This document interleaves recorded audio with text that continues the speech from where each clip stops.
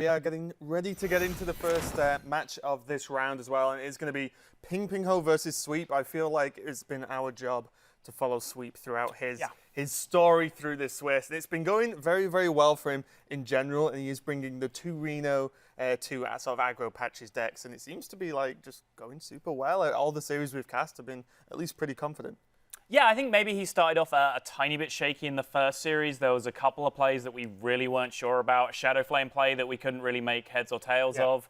A couple of missed sequences with the Pirate Warrior as well. But since then, he's really seemed to grow into this tournament, grow in confidence, tightened up his play, and he's sitting pretty at the top of the standings. And just with a fairly standard lineup, you know, we've been talking about how Rojam has really broken the meta in this tournament with the Pirate Warrior counter lineup that he brought. Nothing special, nothing fancy from Sweep, just bringing the good decks, 2 patches, 2 Kazakas, and just going from there. And it's working out great for him so far. But now being paired down against Pinpingho is something that you never want to see, although the majority of his work is done now at being able to pick up a 5-0 so convincingly. Yeah, he's looking great to have a very, very strong chance of going into the top 8 cut that will be happening tomorrow. But for now, he is versus Pinpingho, and as you said, Pinpingho is 4-1, but we are getting into the first game. It's going to be mage on mage action, but Reno mage versus Tempo. So this is going to be, we cast this matchup earlier on as well. And it was kind of a tough one for the Tempo mage at certain points, because if you can't quite finish off, finish off your opponent, Reno comes down, a lot of the time there's not really a good reload for the Tempo mage. Right, and Gundam Flame, who was piloting the Tempo mage in that matchup that we watched before, he did just pick one turn just to try and go all in and create as many problems as he could. Burst damage plus a board, plus the mirror images protecting. But unfortunately, Sweep just had all the answers on that occasion. He also started that game with a vastly superior opening hand to this one, even though this one is pretty solid itself.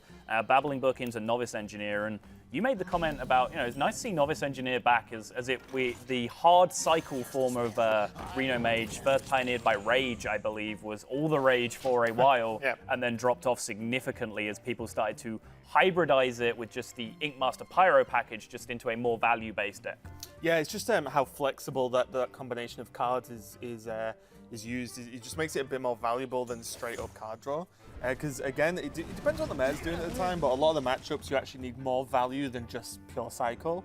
You want a lot of Discover minions to help just continue with that value train. But at the moment, Sweep's got all the draw he could ever want. He's got Novice Engineer, has Arcane Intellect, or Acolyte next turn, depending on what his preference is. Normally, you see Acolyte just to get it down, sort of pester the opponent more than anything. Yeah. But again, another slow start here from Pinpingho, but again, don't let the name fool you. Tempo Mage is a deck that is actually quite comfortable with a slow start and then exploding into the mid game. And this hand does explode fairly quickly, starting at this Water Elemental, which is a nightmare potentially for Reno decks to be able to deal with. Reno Mage only really has the one answer that they're even slightly happy to use on, which is just the Fireball answering it on curve. So quite often it does just get to come down and start terrorizing.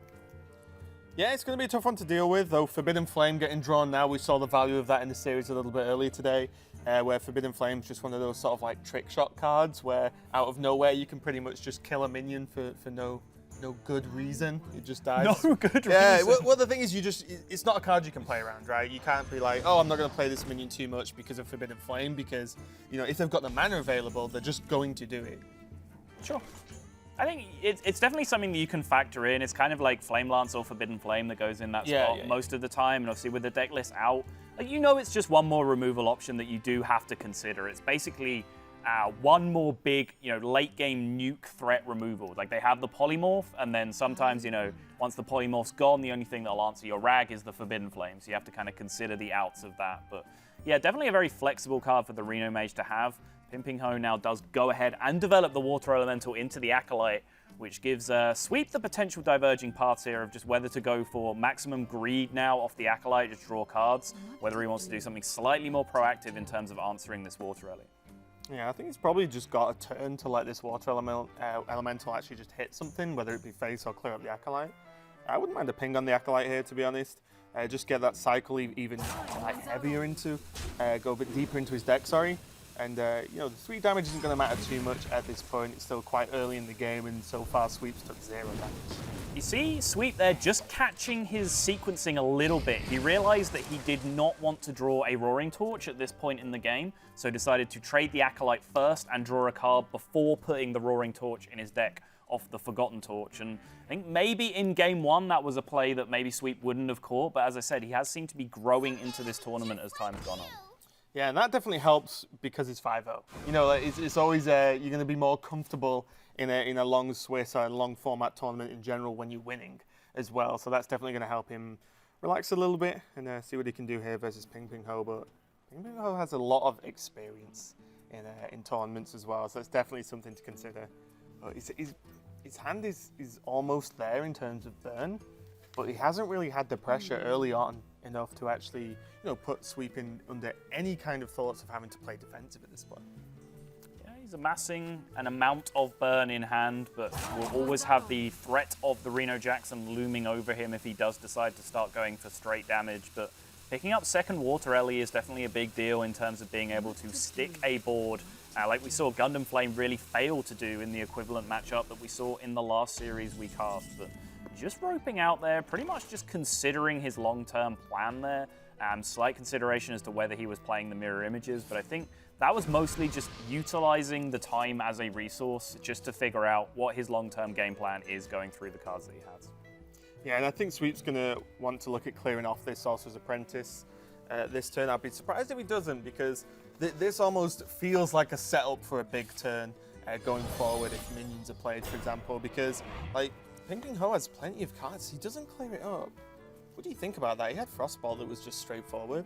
And I would just worry with your Tempo Mage opponent with this many cards available and a Sorcerer's Apprentice on the board. And he stalled for time as well, so you could get a read where there are a few spells that you could have thrown off that previous turn. It's a little bit scary to me if I'm Sweep. It does. You have to ask the question of how many spells are actually bad for you in this position. The big spell that is live this turn because you left Apprentice up is Firelands Portal, and you've created a board that Firelands Portal is just not a good play against. So that kind of takes that out of the equation. Arcane Intellect, of course, is always a big deal, but that's potentially one card in the deck. So he's just going to take the risk, and it's not going to get punished too hard based on Pinpingho's hand. Yeah, he's looking okay for now. It's going to be interesting to see how Pinpingho approaches this. It's always difficult in the Reno Mage matchup as to when you sort of turn on the heat, so to speak. Because, we can see that Sweep's under no pressure in terms of health. He's still on full health, not taking any damage. And it's always a tough one where you don't want to play too much into the board because Mage has access to a lot of AoE, especially as we're moving on to turn 6, 7 into the game as well. Blizzard and Flame Strike, for example. So you don't want to go too heavy on the board, but you do need to apply enough pressure to potentially burn them out in the late game. And now Sweep has a lot more explosive potential in his hand due to that Inkmaster draw. Gonna go ahead and just fireball down this Water Elemental again. That's two of the big mid-range threats from Pinpingho now eliminated from the equation. Still plenty of removal, just removal to spare in hand right now from Sweep. And he could have gone aggressive with the Coin Inkmaster play and then fireballed for free afterwards, essentially. But again, think about what we were talking about last turn where he considered, okay, leaving the Apprentice up means Firelands Portal can be played a mana early on turn 6 as opposed to turn 7, but there's no good target for it on the board. That means I leave that card stranded in my opponent's hand. I leave him being more and more passive as the game goes on. Playing the Inkmaster there just generates a perfect Firelands Portal target on the board, and he's got a nice read on Pinpingho's hand right now, I think, which is just there are cards in there that Pinpingho is waiting to leverage against minions, which is something Tempo Mage does extremely well, and Sweep's just not letting him have it. Yeah, it's really awkward as well because he's getting to the point where he's going to have to make a decision to go aggressive, and we might even see Firelands Portal face, and I wouldn't even think it was a terrible decision. It seems really weird, but he needs to generate some kind of minion pressure, and Flame Waker just isn't going to be good enough, I don't think. You're developing a strange fetish as these events go on of just launching spells at face. This seems to be your suggested play. Is it really? Yeah.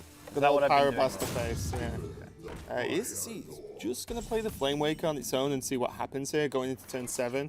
Pinpingho is vulnerable to the Flame Strike at the moment, but I don't know, it's really tough. His hand is very, very awkward to navigate here. So much burn, and then 2 mirror images. not a pretty hand, but he chooses not to go for immediate Flame Waker value here, which could essentially turn his mirror images into a small amount of burn themselves and at least start to give him a game plan along those lines. But it seems like Pinpingho is just setting his stall out for the late game here and just trying to pick up potential outs, Antonidas outs to pair with these cheap spells and just amass even too much burn for Reno to be able to overcome. Yeah, and that's the key one. He has 3 1-mana spells in hand, which is kind of crazy to combine with Antonidas going into turn 10. Ragnaros on 8. Why not at this point? It's a minion, applies a lot of pressure, and does what I like to do, and that's throw a lot of damage at face. So Ragnaros seems to come just in time for Pinpingho here, because otherwise, if that was another spell, he was in serious trouble, I think, of just being too slow in this game. But Ragnaros definitely going to help out, but boom, there's the Forbidden Flame. Get wrecked. And again, Pinpingho just sat in hand with a bunch of cards that he really wants to leverage against minions for tempo and just cannot do it right now. So just going to try and cycle as hard as he can. And yeah, the aggression is now going to come out. This is a strategy that can pay for him because the Reno Jackson has not yet been drawn despite how hard Sweep was able to cycle in the early game. The cycle has run out. You can see he's only 2 cards ahead on the deck trackers on the right-hand side, 2 cards ahead of Pinpingho. So still only a 1 in 14 chance every turn moving forward that he picks up the Reno. A small amount of heal, but a refreshment vendor will at least keep him out of range temporarily. Yeah, and you see Sweep's record there is a very impressive set of players, picking out a few names. Handsome Guy, Gundam Flame, Joan. Yep. These are all players that, we've heard a lot of from last year with some great performances, and he's took them all down. Currently 5-0 out of these 7-round Swiss that we're going to end up finishing today. And really impressive from Sweep so far, and that Phylons portal into Bomb Squad is going to help him a little bit here, I feel.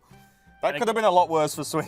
It really could, yeah. And again, I want to be very, very careful that we're not painting Sweep as a guy that's just coming out of nowhere here. This guy was the number 8 seed coming into this, the number 8 point earner for the APAC region, picking up a top 5 and a top 25 finish on Americas over the course of this season. So the man for sure knows how to play some ladder at the very least. Yeah, and he's sort of early steps into HCT tournament. He's definitely doing it right and taking down all comers at this point.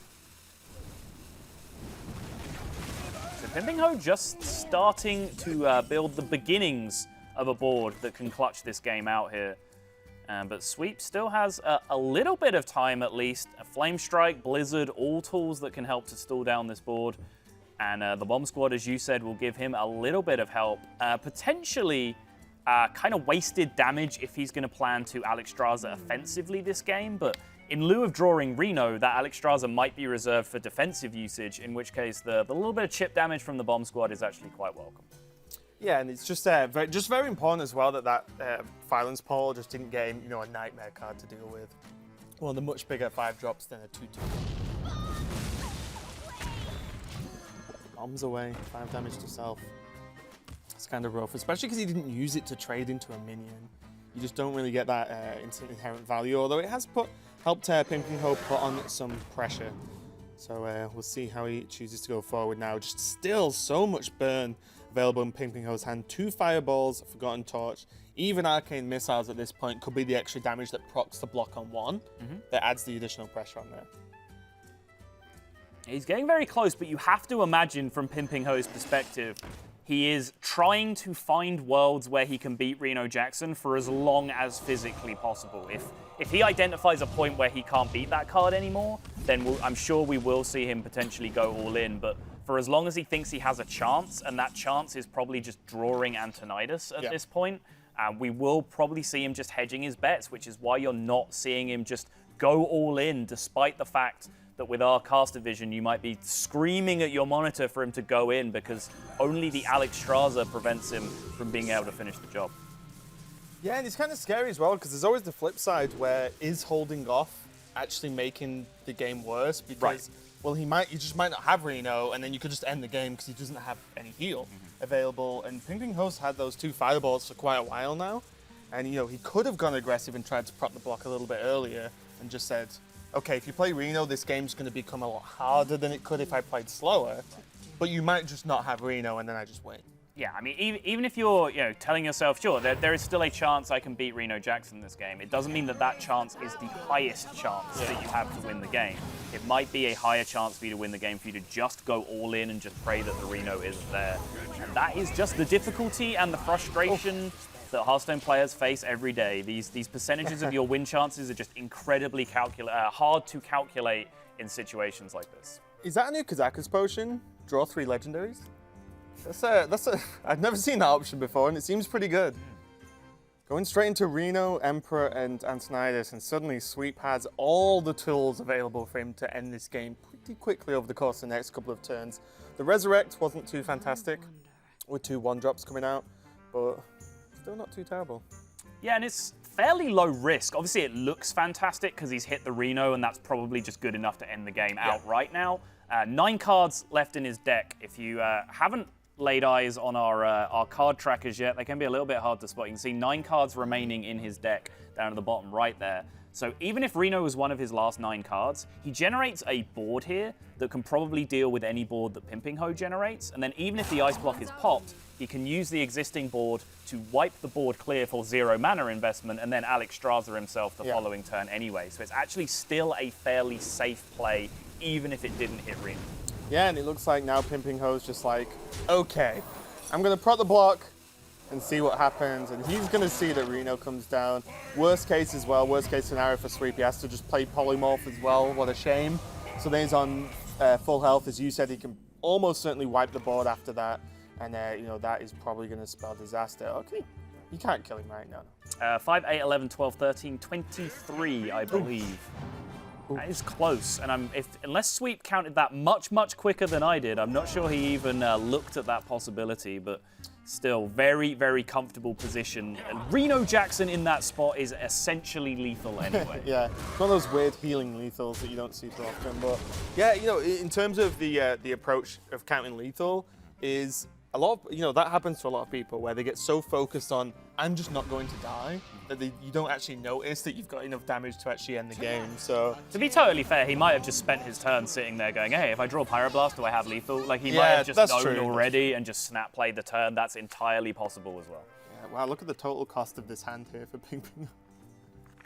3 mana do a lot of stuff. A lot of stuff. Not going to be enough, though. I mean, there's just... Sweep just has all the tools possible for him, available for him now to actually just end the game, pretty much regardless of what Pinpingho does. Yeah. Even to the extent of it is, if Antonidas came down, minus all these super cheap spells, could just Pyroblast Antonidas and still probably win. So it seems to be in a very comfortable position here. And I imagine it's only a matter of time for Sweep. Yeah, I kind of feel like, never mind Pyroblast Antonidas, I kind of feel like Sweep could get away with Pyroblasting himself in the face and still win this game at this point. That would be fantastic to watch. The ultimate BM. But, pretty unfortunate series of draws from Pinpingho. I think he really set his stall out long-term for the Antonidas this game. I think that's the line that he went down. And Antonidas is in one of his bottom 7 cards, so not going to pay out big for him here. Sweep says there is no way you are doing 30 from this board state. I'm just going to set up my Pyroblast. I'm 5-0, I'm going to go 1-0 in this series. That'll take me to 6 and guarantee me my spot in the playoff game. Yeah, it's looking good for Sweep, but, Pinpingho's approach to this game was really interesting to me because he played for the Antonidas, it seemed, or played for the long game when he had so much burn available to him so early, and there were points where he had Water Elemental down, for example, so he had some form of minion pressure and just so much burn. And I don't know whether the regardless of us knowing about when Reno appeared and when it didn't, it's like just in general the aggressive play just better, because that's pretty much what your hand tells you to do at that point. Yeah, it's very, very frustrating and very difficult to play optimally against Reno decks for that exact reason. I think, just besides calculating the options being very, very difficult at the best of times, I think there's a mental trap that players can fall into as well, where they don't want to go for what's perceived as the all-in line. They want to set their stall out long-term. They want to plan to beat the Reno. Maybe that is a trap that Pinpingho fell into that game. But as you saw, and as we set up for you, the Pyroblast did come down and end the game there for Sweep, and he is starting to look better and better as this tournament goes on. Yeah, I think very quickly, he's took down a lot of players we're familiar with and continued to run very well in the Swiss so far. It doesn't look like he's stopping, so really looking forward to the rest of the series. But before we get back into it, we're just going to check in with Cora and Lothar at the side set. Hey, guys. How's it going? It's good. How are you? Hanging in there. You look adorable, by the way. You guys are so cute. Similar colors. Little twinsies. It's like you're going to prom together. Maybe we are after this. My prom date was nowhere Really? near You're as going to be up for that after attractive. this? Oh my god. And the savagery continues. So we have been keeping an eye on Aqua versus Samuel Sao. Samuel is up 1-0, and we have a highlight from game number 2 coming at you right now. Take it away, Lothar. It's an interesting highlight because it's anticipation from Aqua. Key moment, turn 3.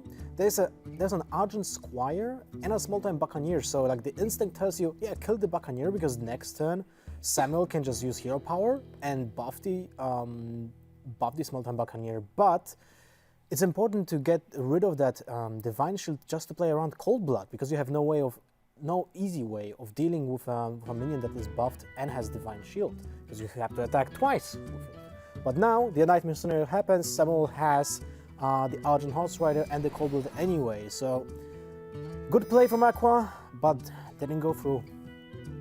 Yeah, unfortunate that Dagro was able to get an edge in that one. We're not going to tell you how it ended, and the match is still going on. So we're going to keep bringing you those updates from the other sets going on. But we're going to get right back into Pinpingho's match. It's the one that I'm most invested in. So finish it up for us, guys. I want to see a nice win for Pinpingho. Will do. Leaving us with a cliffhanger there, but we'll check in later, of course, and find out how the rest of that match played out. But I'm excited to get back into this one. Pinpingho versus Sweep. Sweep already 1-0 up, so he's looking really good so far. I'm just excited that we got to see the rare DLC skin of Glasses Cora come out on the HCT broadcast. That's awesome. Yeah, Sweep just looking great. One of the big stories of this tournament, for sure. And Pinpingho has a big uphill climb ahead of him. Not only is he down in the Swiss rankings, being the player that's paired up here with 2 rounds to go, he's also just down in the series. And Sweep has looked very, very comfortable in those Reno Mage versus Tempo Mage matchups so far. Has to be said, it's been on the back of some very powerful opening hands, though. Yeah, he's definitely had, especially in the last series we cast, definitely had some great opening hands with just the key cards, Reno, Kazakus, right, being available right from the get-go. And once you know Reno is there, your playstyle becomes different. Same with Kazakus. You don't have to be like, okay, well, I might just not draw into Kazakus all game, so I need to work out how I'm going to win without it. It's just already there. But enough of these Reno shenanigans for Sweep. He's going straight for the Pirate Warrior to try and get this one done quickly. He's going to go up against Pinpingho's Reno luck. And there's Defender Vargas there, which is a card that's actually dropped a lot of the time for Shambler, but against Pirates, Defender Vargas can actually work better just because you can have multiple taunts up. Trust me. It can, yeah. Speaking of powerful openers, Mistress into Ooze here is going to potentially bust this opening from Sweep apart. That Fiery War Axe looks glorious from Sweep's perspective. It just ties his hand together perfectly, but Pinpingho's got the Dream 1-2 curve as well and has the Ooze option to shut this down. And although you sometimes feel the urge to get really greedy with your Ooze, anytime you get to shut down a Buccaneer buff as well as the Fiery War Axe, even if it is on 1 charge, and not upgraded, not an Arcanite Reaper, the various things that it's not in that situation, it's still just such a massive tempo play to grip the board like this. Yeah, although now Sweep has drawn into Nizar's first mate, so that was very fortunate for him to be able to get a weapon re-equipped, just because the Pirate package relies so much on just having any weapon a lot of the time. Never mind, it's nice if it's Arcanite Reaper or upgraded, Fire War Axe, but just to have a weapon equipped and some form of a board, we can see that Pinpingho does not have any AoE to deal with these pirates, so it does mean that Cultist is an option next turn to upgrade the Rusty Hook. So probably a life tap turn here for Pinpingho. He can play Brand, just essentially as a 2-4 taunt, but it just gets value traded, and the value trade crucially doesn't set anything up for him. It's not like you play it, you encourage your opponent to trade the 3-3 plus the weapon into your Bran, and then you ruin their life with Demon Wrath the next turn. That's not a setup that you have available for you. So from Pinpingho's perspective, he just sees it to be better to life tap, draw towards key cards like the Hellfire, the Reno Jackson, of course, that he needs, the Kazakus that he needs. And hey, that second-rate Bruiser that he picked up is a pretty fine deal as well. Yeah, a lot of the time you brand into Hellfire options, right? You know, you have some kind of AoE to do the extra push damage. Exactly. But, you know, Pinpingho probably wished he drew into the Bruiser the turn before, so he could have actually played it without tapping. But now the funnel cakes, which I recently found out were not a fake thing. Yeah, you thought this was a made-up thing. Yeah, I did. I just thought funnel cakes were just a Oh, sweet a summer Hearthstone child. thing. I know. So that is available now. You can get some healing, which, I mean, you know, would you believe it? Pinpingho just sat on 12 health on turn 4. I would, actually. Yeah. It's normally how pirates roll, and the frustration here for Pinpingho is he's at 12 health, and he can taunt, he can heal a little bit, one or the other, but both options just aren't going to be enough looking at this board. There is no AoE and no actual like long-term heal coming out now. Reno isn't available yet with it not being drawn, so it means it's not like, oh, I can buy this one turn to survive, then coin Reno next turn, unless Pinpingho draws it and survives this turn.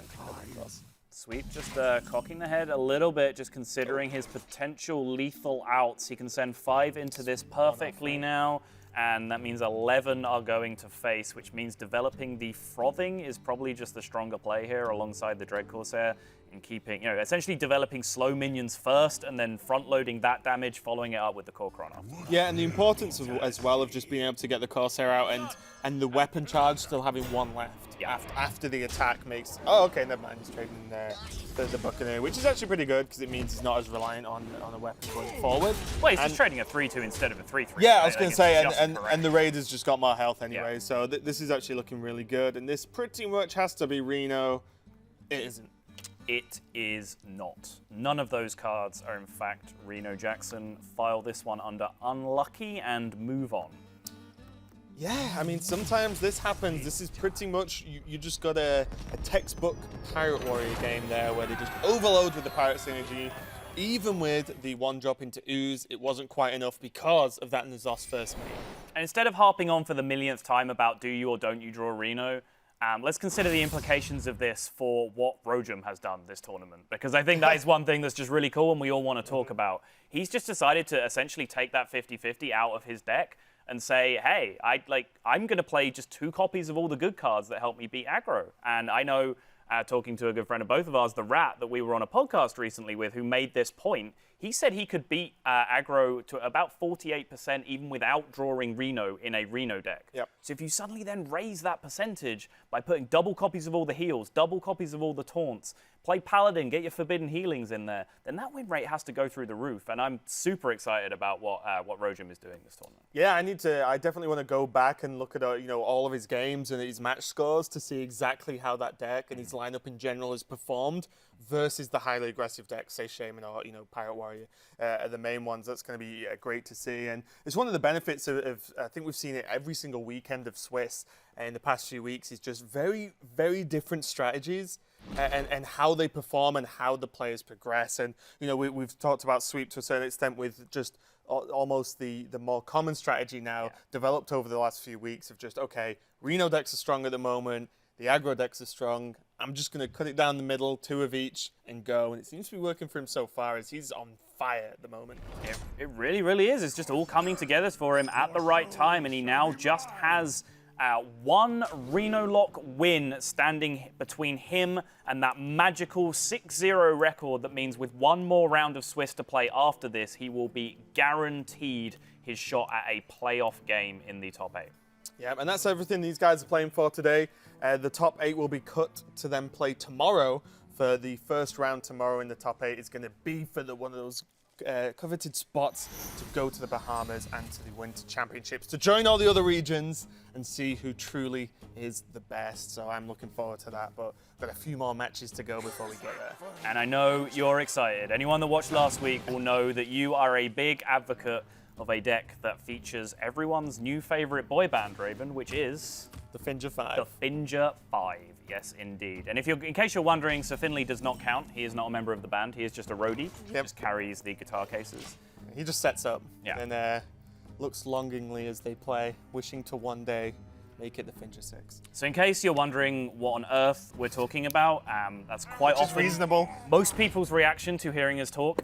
There is a growing trend of people just putting Finger the Flying Star plus the 4 essential anything combo Murlocs essentially into the deck to create kind of just a mid-game power spike package. I heard someone recently compare it to just a 5-mana Call of the Wild with the effects that it has in terms of the board state that it leaves behind. So 2 Bluegill Warriors, 2 Murloc War Leaders, and the Finger, just to create colossal mid-game board swings if you do draw that Finger. Yeah, and you've just heard our opinion on the deck and our ideas, but we actually have some words from Pinpingho on the deck as well, so check it out. Okay, my favorite decks this weekend is the Murloc Warrior, which I copied from Frozen. Yeah. Short and sweet. Yeah, I like it. I like it. You can't really argue with that. I copied it from the one guy who took it last weekend and qualified. 100% success rate. Net decking Dan's game. Hey, someone's got to. Okay. Frothing coming down here, so he is trying to ramp up the aggression here, and it's one of the byproducts of some of those clunky Murlocs that you have. Bluegill Warrior kind of did just fine, but how fragile it was led to it getting removed very, very easily. So the pressure is not ramping up on board as quickly as it did with Sweep's all-out aggressive Pirate Warrior, but the ability to just explode in the mid-game is just exponentially higher with this Water Warrior list, Finger 5 list, whatever name you're going to apply to it. And Sweep is still going to have to find 1 or 2 more defensive options, most likely, if he's going to come out of this game alive. Yeah, but looking at his hand overall, there he is, Finger. Hey, buddy. The win there is going to actually help a little bit, making that 2-3. But more importantly, because there's not been tons of pressure so early, like Kazakus next turn is actually pretty reasonable, regardless of the outcome from Pinpingho this turn. And then if Sweep goes Kazakus into 4 damage AoE, that can just win you games against these highly aggressive decks. Oh yeah. You clear the board once so early and you've not took that much damage. Sweep currently on 26 health means that you clear the board once, then all of your drops are bigger than your opponents, and then you just stack on top of that and just never really fall behind again. So I would be surprised, depending on the draw, of course, if Kazakus just doesn't get slammed this turn from Sweep. And Sweep actually got a very important piece of information there off the joust, which is that Finger is not in the hand right now, and we're coming up to that crucial turn 5. Only 1 more card going to be drawn. That card will not be Patches, though, as Patches is summoned from the cannon in the nick of time. Strange a little bit to see the first Pirate only being played on turn 4, but now this is the kind of aggressive board state that you are looking to build. This is much, much more pressure than Sweep was facing down on the previous turn. But we saw one power-overwhelming Shadow Flame play early on that we were a little bit questionable about. This one seems right on the money, though. I said it's probably going to be Kazakus, depending on the next card that was going to be drawn. This changes everything, and this is a great clear.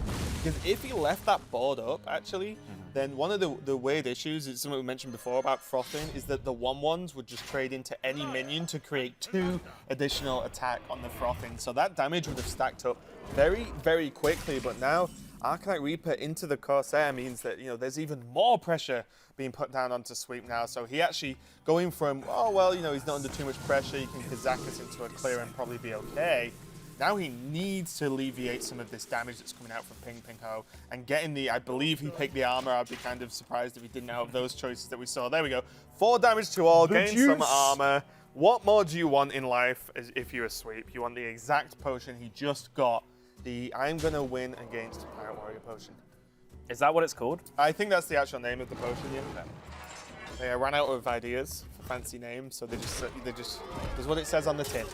Pinpingho just going to push, and now you see the potential downside of putting the Finger 5 in your deck is that Murloc War Leader on its own is a terrible card. Just a 3-mana 3/3 hitting the board does very, very little for your aggressive game plan if you're not pairing it with other Murlocs. And this weak turn now from Pinpingho gives Sweep the leeway he needs even to say, hey, I don't even need to play the potion this turn, I'm chilling. Yeah, and I like it as well because, I mean, he is dead to Leroy Heroic Strike. Leroy in the Murloc list? Doesn't exist, right?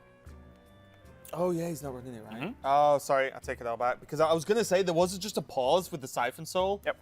There was just he went to play it, then he stopped and was like, hang on, let me just make sure I don't die to anything. And obviously, knowing the list better than I do, unfortunately, it means that he pretty much isn't dead to anything that's going to It's come possible. Out, so you can buy the turn. Arcanite Reaper Heroic Strike would kill him, but that would be Arcanite Reaper number 2 he's seen the after first. you've just seen the first one get used. Okay, this is going to be looking pretty nice for Sweep. Obviously, you'd rather the minion that come out not be a charged minion to get the extra damage in, but he knows he can kill any minion pretty much in the deck and gain the additional armor back up. Yep. Can't quite squeeze in the other ring though. He can't, no. And it looks like he's going to bypass the life tap here, which definitely seems reasonable as well. He's up to 10 now. The Reaper is in hand, and this is just a carbon copy of a turn we saw a couple of turns ago. Reaper into a free Dread Corsair, and this is just the resiliency of Pirate Warrior. It's had to push through so many strong defensive options so far, but since we haven't seen the big one just yet, the Reno Jackson, it has more than enough damage to get the job done. With the Corsair down, it means that he can Earther Ring Farseer and Faceless the Corsair. Oh, he's gone for tap. Wow, he did. Oh. I think you see his mouse Yeah, movements there. I I think- think it's just dawned on him. Yeah, that was a sick turn. He thought it was all in to tap for Reno that turn, and you saw him life tap. That was a mistake, and then Sweep. His mouse moved to the Faceless Manipulator and the Farseer in his hand, which would have theoretically kept him alive. Wow. That's nuts. And that shows the kind of pressure these players are under as well. You know, that was a very rough game considering, you know, he got a great potion, he could clear, but even with the 7 armor, the perfect potion as well, means that it just wasn't quite enough, and just the speed was just, tap, done. Yeah. But, you know, that was a crazy game, and I think Sweep needs to just take a minute and wind down from that game and just relax it. But while he does, I've got a bit more info for you from Pinpingho.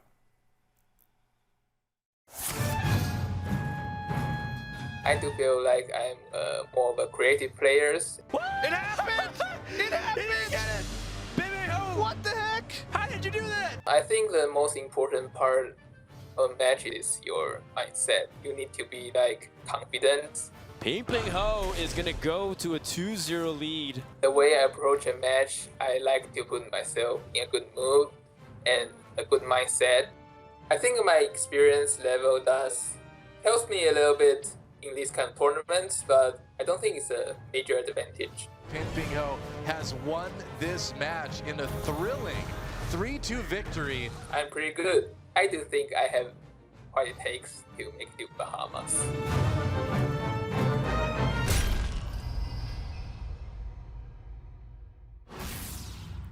Okay, so Pinpingho there, you know, always looking quite happy, looking at maybe not as happy at the moment, but he did get the win, and that's all that matters to keep him in this series. Yeah, I'm pretty good are the words that came out there, which is about as close as most Hearthstone players get to actually bigging themselves up in their own ability. So we'll take that. He thinks he has what it takes. I think he has what it takes too, but he does still have a long road ahead of him, and I think we are going into a Reno Lock Mirror coming up next. Yeah, I believe so, and you know, Sweep's been at least seemingly pretty confident with his Reno decks in general. Obviously, the last game was a bit of a hiccup, I think, and you know, that was a bit rough. That I think he just got very tunnel visioned. As if if you took just a minute there, I really feel like you would just see that turn as quite obvious, but maybe just rush the tap, maybe presetting in his mind that he can just be like, okay, well, I need Reno to survive this one. So, you know, maybe he's just chilled out and going to relax and go into this one. But Pinpingho on the verge of a comeback as well. You know, being 2-0 down is never fun, but when you get that one win, you know, it's such a boost in confidence to be like, oh, okay, great. I've got the one win, I can start fighting back, and it definitely wouldn't be the first reverse sweep we see today. Yeah, so looking at these lists now, Pinpingho is playing the Mountain Giant, he is playing Lord Jiraxxus, he is playing Ragnaros, so ton of late game going on in his list. And Sweep's list we've seen multiple times already, similar kind of build, not really curving out ultra low to beat up the aggro decks. He's really got a lot of value packed in there as well, so this one feels like it's going to go the distance. Yeah, especially with both players having Reno, there's no chance of just getting a big drop down early and then just, you know, just piling on the damage and really pushing them out of the game very quickly. As just being able to just almost tempo Reno in these long games is actually enough most of the time. There are actually some Reno games where Reno becomes like really weird to play later on because you just go in for the value long game, and the longer you wait, the more fatigue damage that can stack up. So Reno has kind of like a weird impact super late, but being able to just react to any other aggression is going to be really good for both these players. Crucially though, Pinpingho is actually not playing the Leroy combo in his list. So that can potentially sway things in the way of sweep and devalue Pinpingho's Jiraxxus a lot more than it does in the opposite direction. But still, early threat coming down here from Pinpingho. He is able to drop the Twilight Drake, does choose to coin it out, which does leave it vulnerable to a Mountain Giant coming back the other way. Yeah, I do like it though. I think without the combo, then he's going to want to be, try and be aggressive. Because if you try and be defensive against combo, then you have to be way more defensive because of the amount of burst damage potential that's available.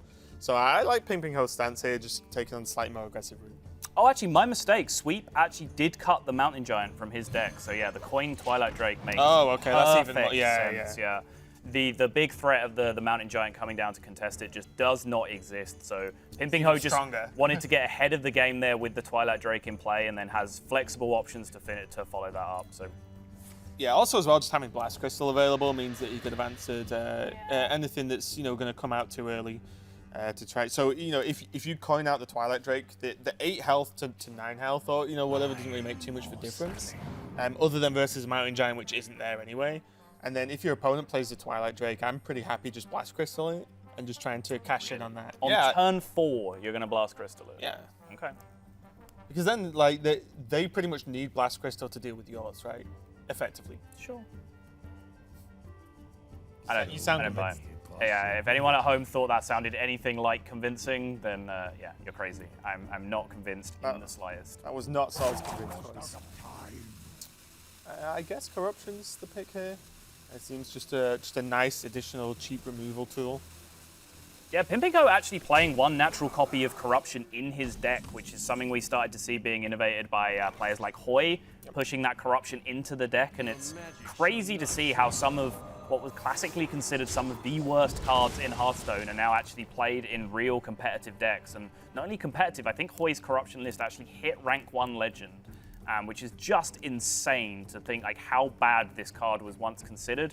Pinpingho now, not only with a natural copy in his deck, then goes ahead and picks up a second copy of the Dark Peddler.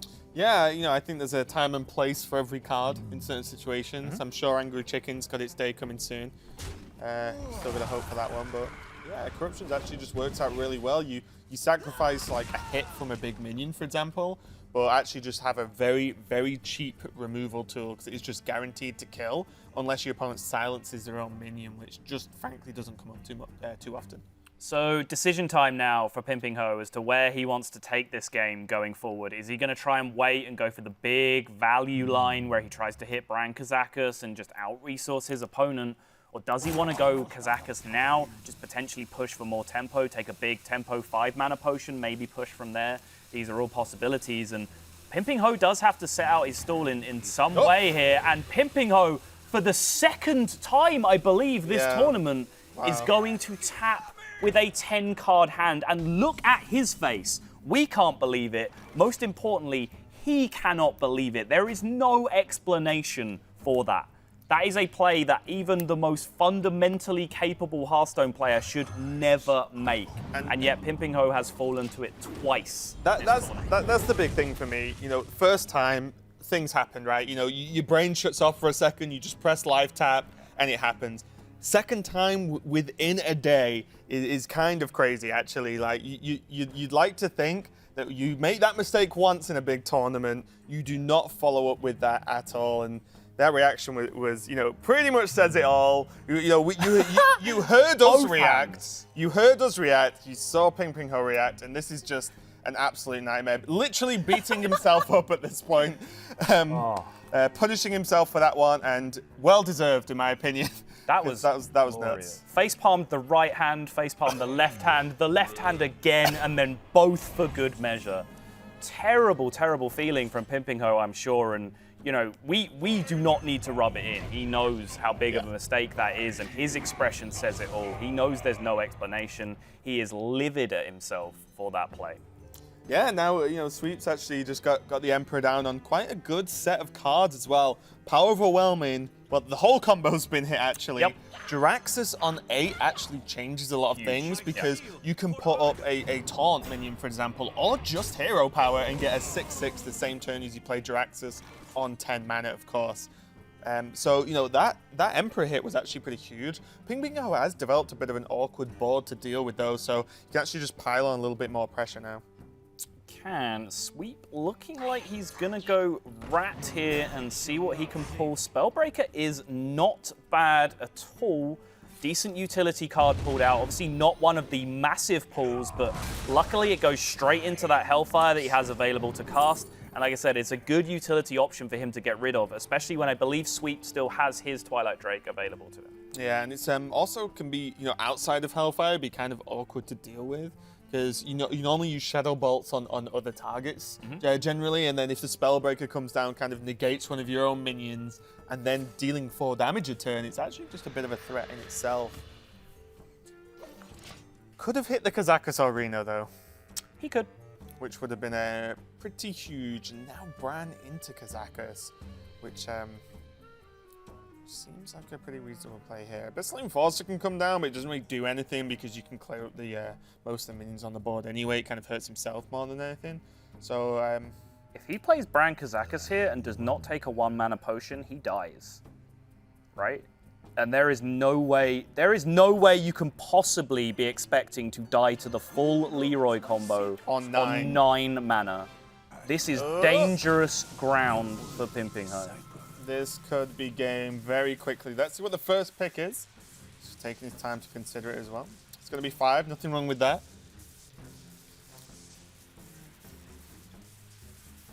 So he can't play this potion this turn, so this is normally one for the setup. For no, a lot of the time it's like a either a value play or a removal tool for 5 mana, and we're being quiet because this potion might not matter, and he's gone for 10. Oh boy. And yeah. And yeah. The trades of the taunts will happen, removing the taunt from the board. He's going to corrupt the 2/2, but it gets to attack regardless. That fist pump from Sweep. He knows, and he is going to end this game and go up 6-0 in Swiss off the back of the Leroy burst combo on turn 9. The full combo discounted. Corruption, despite its newfound standing as a good card, was not able to prevent that crucial last 2 points of damage coming in from the Dark Peddler. And Sweep is now a 6-0 player, which means he is guaranteed his win or in shot in the playoffs tomorrow. Yeah, absolutely fantastic for him. You know, he's kind of improved throughout the day, I feel, as well, which is actually difficult to do with the amount of Hearthstone these guys have to play over this many hours. And, you know, we saw definitely a shaky moment from Pinpingho, but in the end, I actually don't think it made too much overall difference compared to the value of that Emperor Thaurissan coming down on all of the tools. Yeah, and it is definitely very impressive to grow into it and improve as the day goes on, because I know for sure we haven't improved as the day's gone on. So shout outs to Sweep for doing exactly that. And Pinpingho, a couple of brutal mistakes at crucial points in a couple of games, and he's still in with an outside chance, I think, of really making his way in. As TJ mentioned earlier, more 5 and 2s will make it than we've been experiencing so far. So he's still in with a shout. Yeah, so after that crazy set, we need a minute to recover. So we're going to check in with Cora and Lothar and see what they've been up to.